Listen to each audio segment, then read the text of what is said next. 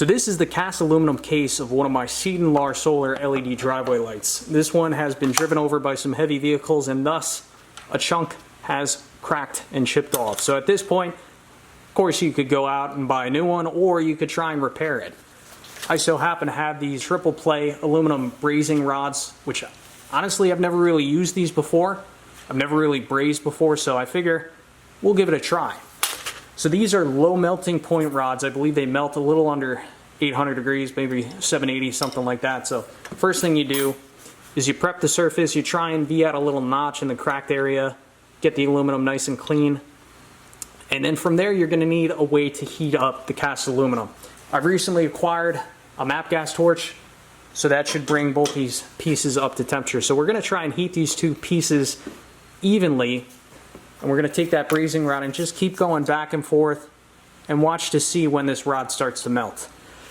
I will have a fan going to extract some of the fumes, also have a respirator on my neck. So let's clamp this piece down and see if we can't fix this by soldering, or excuse me, brazing these two pieces back together.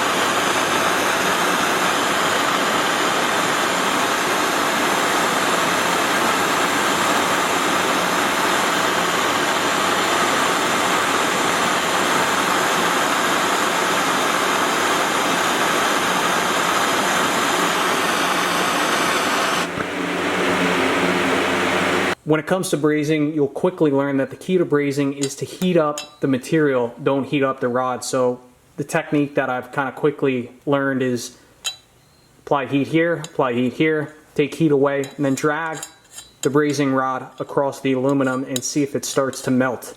You do not want to hold this over the joint and then heat everything up, because you'll just melt the rods and it won't adhere to the material you're trying to braze to.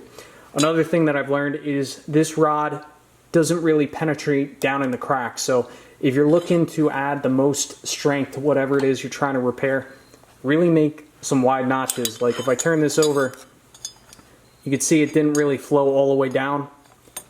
It didn't flow all the way down right there. So if I were to do this again, I would put more focus on creating deep notches and then adding this filler material in. Question is, how strong is it? Well, I'm going to reassemble the electronics onto this housing, which I believe they kind of add some of the structural strength to this.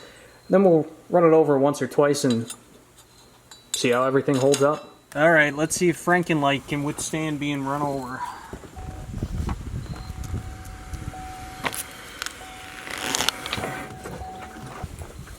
Alright, let's see.